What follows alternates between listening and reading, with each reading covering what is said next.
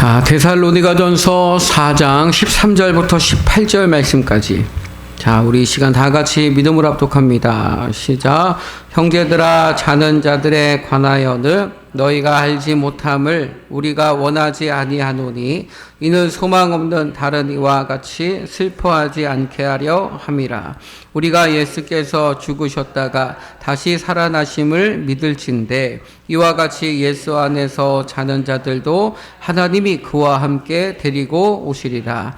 우리가 주의 말씀으로 너희에게 이것을 말하노니 주께서 강림하실 때까지 우리 살아남아 있는 자도 자는 자보다 결코 앞서지 못하리라. 주께서 호령과 천사장의 소리와 하나님의 나팔 소리로 친히 하늘로부터 강림하시리니 그리스도 안에서 죽은 자들이 먼저 일어나고 그 후에 우리 살아남은 자들도 그들과 함께 구름 속으로 끌어올려 공중에서 주를 영접하게 하시리니 그리하여 우리가 항상 주와 함께 있으리라.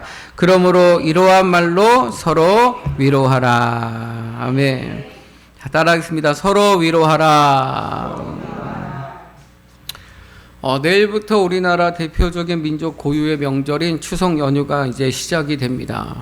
추석이라는 말의 뜻은 한자로 가을 추의 저녁 석자를 써서 가을 저녁이라는 의미고, 또 추석은 음력으로는 8월 15일이기에 중추절이라고도 하고 또 한가위라고도 하는데 가을의 한가운데 있는 달이라는 뜻입니다.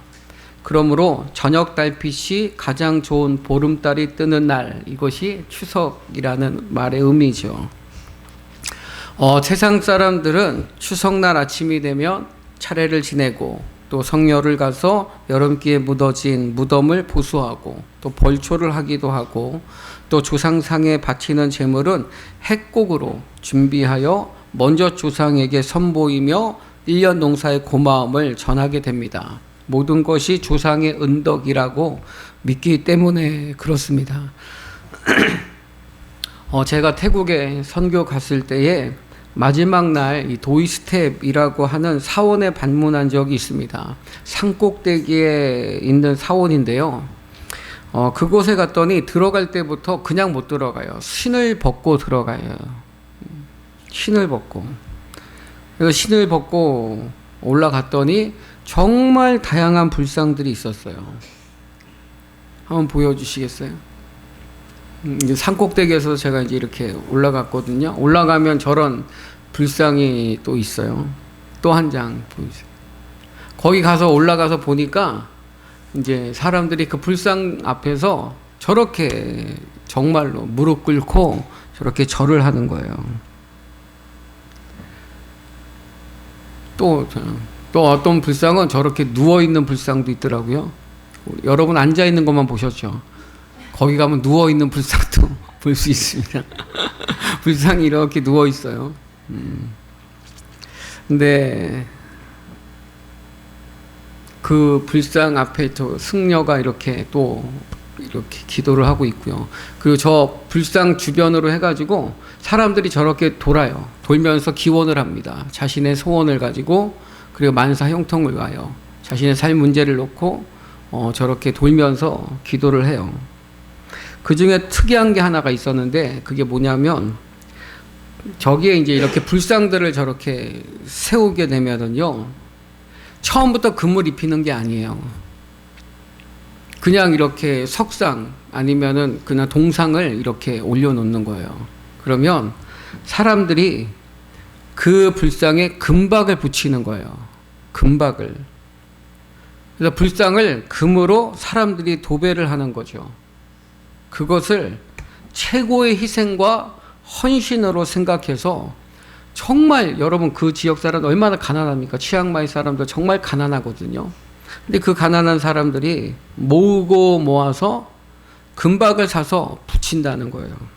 그러면 소원이 이루어진다라고 믿기 때문입니다. 우리 중에도 그곳에서 태어나고 또 자랐다면 우리도 그렇게 믿고 열심히 금박을 붙이며 살고 있을지도 모르겠습니다. 근데 왜 우리는 그렇게 하지 않죠?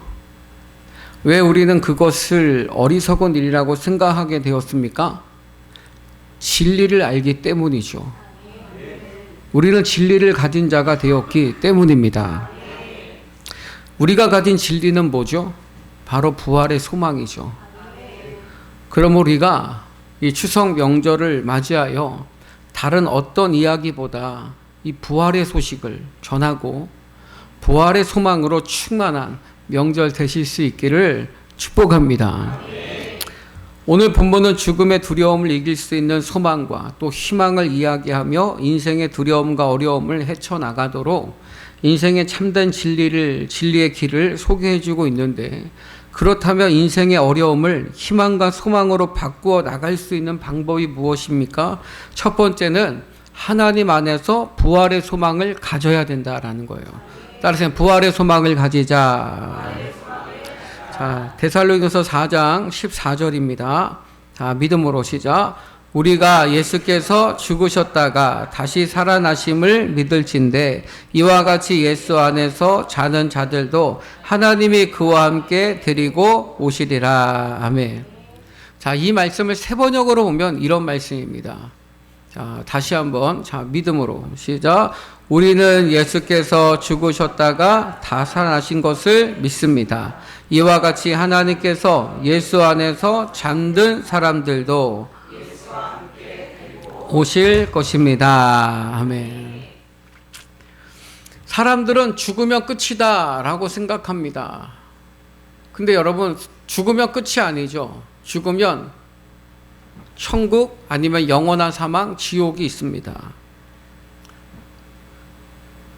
죽으면 모든 것을 우리는 가져갈 수도 없고, 또한 사랑하는 가족도 와도 헤어져야 하기 때문에 모든 것이 끝이라고 생각합니다. 그러나 죽음은 끝이 아니라 소망이라고 주님이 말씀하시는 거예요.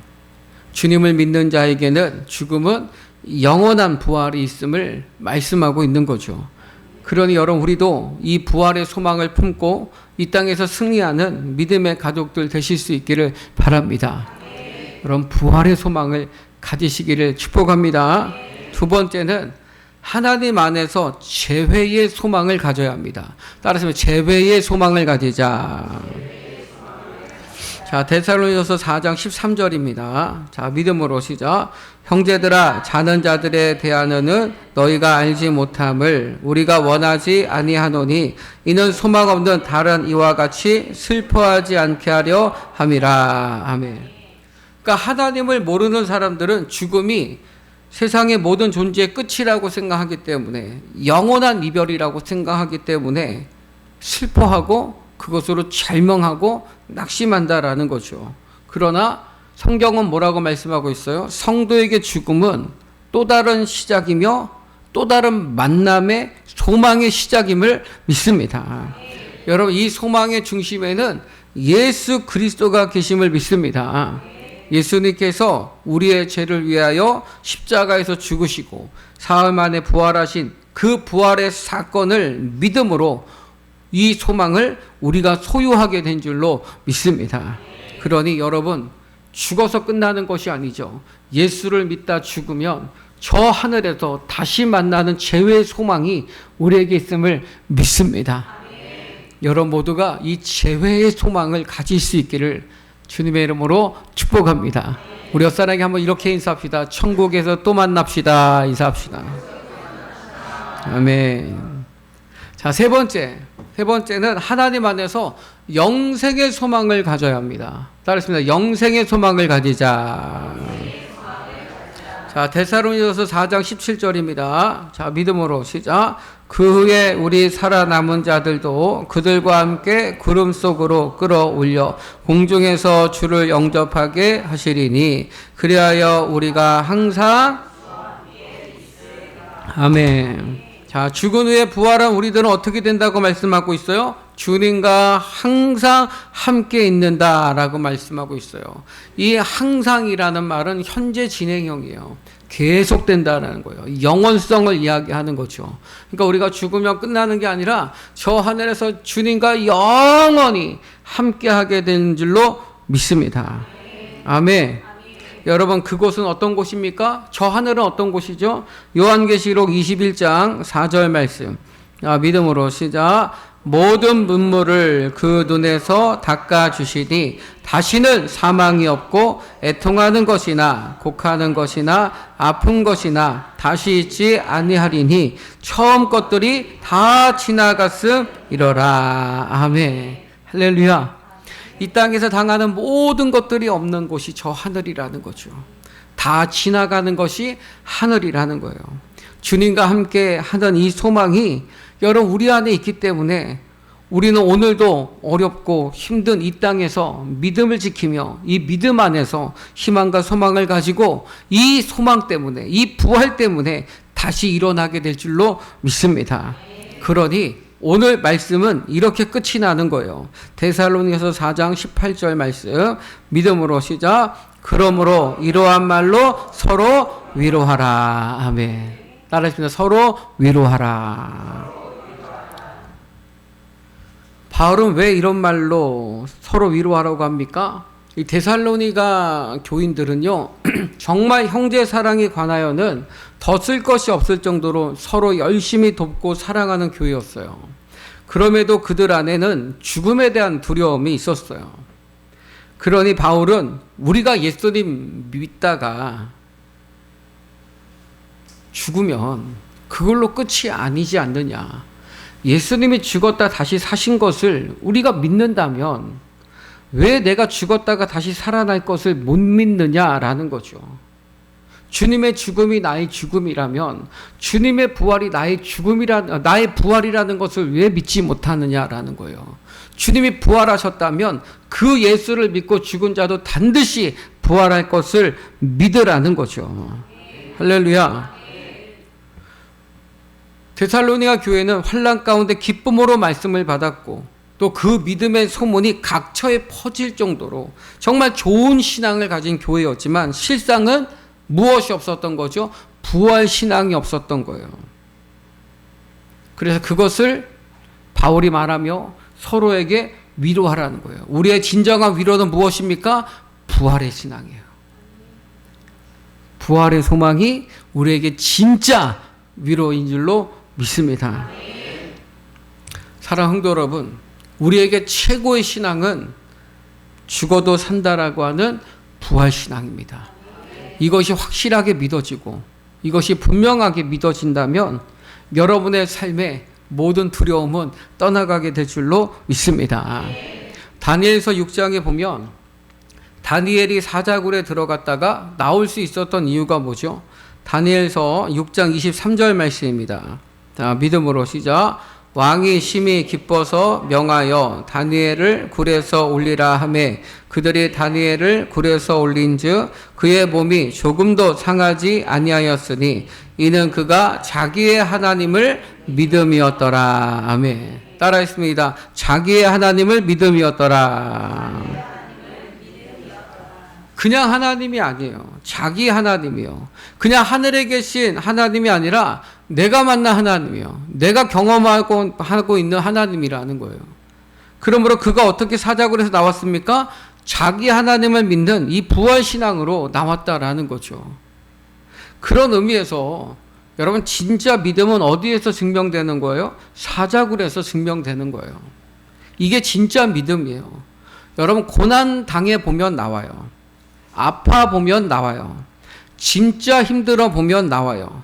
진짜 먹을 것이 없어 보면 나와요. 자식이 아파 보면 나와요.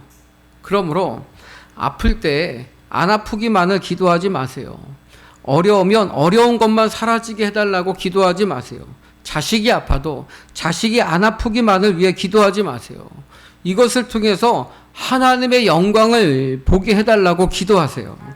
내 안에 믿음이 부활신앙이 되게 해달라고 기도하세요. 하나님 향한 막연했던 믿음이 이 고난을 통해서 선명한 믿음 되게 해달라고 기도하세요. 자식에게 믿음을 가르치세요. 믿음이 무엇인지 보여주세요. 그래야 아픈 것이 아픈 것으로 끝나지 않을 수 있을 줄로 믿습니다. 여러분 아이들 정말 믿음으로 잘 키워야 합니다. 그 안에 하나님을 선명하게 해주어야 합니다. 또한 믿음으로 사는 것이 무엇인지를 부모가 보여주어야 해요. 부모에겐 그게 사명이에요. 부모로 산다라는 것이 힘든 이유는요, 보여줘야 하니까 힘든 거예요. 돈 많이 번다고 부모 되는 게 아니에요. 옷 잘 입힌다고 부모 되는 것도 아니에요. 공부 잘 시켜주었다고 부모 되는 것도 아니에요. 믿음 세워놓지 않으면 나중에 정말 통제불능되는 거예요. 내가 아무리 공들여서 키워도요, 아이들 넘어지는 거, 삐딱해지는 거, 주님 떠나는 거 순간입니다. 그거 제가 너무 잘 알죠. 중고등부 사역만 10년 했다니까요. 절대 기도예요. 절대 기도. 격려해 주시고 여러분 축복해 주세요. 힘을 주셔야 돼요. 우리 아이들도 가끔씩 이상한 말들을 해요. 아빠 귀 뚫어도 돼요? 아빠 머리 노랗게 해도 돼요? 바지 찢어도 돼요? 그냥 우스갯소리로 얘기하는데 여러분, 아이들이 바지 찢고 다닌다고 걱정할 거 없어요. 그런 거 보면서 옷고락서니가 그게 뭐냐고 욕하지 마세요. 괜찮아요. 옷 찢는 게 뭐 그리 문제예요. 살 찢는 게 문제지. 살 안 찢으면 괜찮은 거예요. 그냥 멋있다 해주세요. 옷도 좀 찢고요. 머리도 좀 세웠던 애들이요, 인생을 더 잘 살더라고요. 그러니 무조건 여러분 자녀들 축복해 주세요. 격려해 주세요. 철로 역정을 쓴 존 버년이 감옥에 있을 때 간수가 보기에 이 사람은 여기 올 사람이 아니더라는 거죠. 너무 착한 거죠. 사람들에게 복음을 전하고 배려하는 모습으로 이 감옥 안의 분위기를 완전히 바꿔버린 거예요. 이 간수장으로서 말썽도 없고 모두가 존 버년 이 한 사람으로 부드러워지고 분위기가 좋아지니까 간수장 입장에서 얼마나 고마웠겠어요. 그러던 존 버년이 생일을 맞이한 거예요. 그러니까 간수장이 존 버년을 보고 식구들과 가서 좀 생일 파티를 좀 하고 오라고 휴가를 보내주겠다는 거예요. 여러분, 아무리 모범수라고 해도 집에 보내면 돼야 안 돼요? 안 되잖아요. 그런데도 이 간수장 마음에 보내주고 싶은 마음이 막 드는 거예요. 너무 고마우니까. 보내도 아무 문제 일으키지 않고 다시 돌아올 것 같은 거죠. 그래서 집에 다녀오라고 하니까 존 버년이 고맙다 하고 가다가 다시 돌아온 거예요. 그러니까 왜 다시 돌아오냐고 했더니 성령님께서 가지 말라고 하네요. 그러더라는 거예요. 그러니까 간수장이 화가 나가지고요. 자기 딴에는 그래도 생각해줘가지고 위법인 줄 알면서도 자기 재량으로 다 자기가 책임지고 보내주려고 하는데 이 재수가 안 간다고 하니까 지금 무슨 소리냐. 성냥이든 성령이든 내가 갔다 오라고 하면 갔다 오지 무슨 말이 그렇게 많냐고 그러면서 화가 나가지고 그냥 감옥으로 다시 집어넣어 버렸대요. 그런데 그날 오후에 영국 감찰사에서 불시 검문이 나온 거예요. 그런데 딱 와서 보니까 감옥 안 분위기가 너무 좋은 거예요. 그래서 영국 내 최고의 감옥으로 간수장이 상을 받게 됩니다. 이 감찰사가 간 뒤에 이 간수장이 존 버년을 불러가지고 그 불신자 간수장이 당신이 나를 살렸다고. 만약에 존 버년 나갔으면 큰일 날 뻔했잖아요. 당신이 나를 살렸다고. 이제부터는 내 말대로 하지 않고 그 성냥이 시키는 대로 하라고. 그러더라는 거예요. 여러분은 내 안에서 울리는 내 소리가 중요한 사람입니까? 아니면 성령의 소리가 중요한 사람입니까? 여러분, 내가 지금 사자굴에 들어가 있다. 이게 우리에게 너무 크게 와닿기도 하지만 사실은 이게 중요한 게 아니에요. 어차피 인생은 사자굴이든 독사굴이든 피할 수 없는 수많은 문제의 연속이거든요. 그러니 자꾸 생겨나는 문제 사라지기만을 기도하지 말고 보이는 문제들을 통해서 어차피 힘든 것, 어차피 어려운 것, 어차피 괴로운 거, 인간적인 방법 쓰지 말고 아플 때도 약만 의지하지 말고 한번 여러분 작정하고 기도해 보세요. 자식 속썩일 때도 한 달 정도 좀 새벽 기도 작정하고 지혜를 구하면서 매일매일 축복해 보는 거예요. 남편이 나를 힘들게 할 때 그 남편을 위해서 40일 작정 새벽 기도하면서 매일매일 그 입에 상추쌈 좀 넣어줘 가면서 그 남편을 좀 축복해 보는 거예요. 사업이 어려워 물줄로 힘들 때도 사람 보지 말고 어차피 힘들 거 망하더라도 주님 때문에 망하리라 고백하며 새벽기도 좀 작정하면서 하나님 어떻게 하면 되겠습니까? 어떻게 하면 되겠습니까? 좀 지혜를 구하면서 영적인 싸움을 싸워보는 거예요. 어차피 사는 인생 험하다, 고단하다, 변명하고 핑계하지 말고 우리가 한 걸음 한 걸음 주님이 주시는 지혜로 꼭꼭 씹어먹는 마음으로 순간순간 우리가 하나님을 경험하게 되면 보이지 않는 영적인 세계를 통해서 여러분의 환경과 상황은 달라지게 될 줄로 믿습니다. 여러분 그거 아세요? 오늘날 나를 두렵게 하는 것들이 많이 있어도 여러분의 마음이 하나님의 그 은혜로 가득 차 있으면 여러분의 마음에 자기 하나님을 믿는 믿음으로 이 부활 신앙에 대한 확신만 있으면 여러분 모든 문제 이기게 될 줄로 믿습니다. 사랑하는 성도 여러분, 모두가 다 살기 어렵다고 말합니다. 명절임에도 마음에 무거운 짐을 지고 맞이하는 아마 형제들도 아마 있을 겁니다. 오늘 하나님께서 서로 위로하라 하시며 이 말씀 주셨으니 가장 먼저 여러분 모두가 부활 신앙으로 위로받으시기 바랍니다. 그리고 성도로서 한 해 농사가 마무리되는 이 가을에 있기에 풍성한 결실의 계절을 허락하신 하나님께 감사드리고 온 가족이 함께 예배드리고 이 부활의 소망을 가지고 우리 가족들이 주님 안에서 행복하게 남은 한 해를 주님의 은혜를 나누며 살다가 이 믿음의 유산을 자손 대대로 물려주는 믿음의 가문이 되어서 부활의 신앙으로 서로 위로하고 기쁨으로 음식을 나누는 진짜 행복한 추석 명절 되실 수 있기를 주님의 이름으로 축원합니다. 축원합니다. 기도하겠습니다. 여러분 오늘 말씀을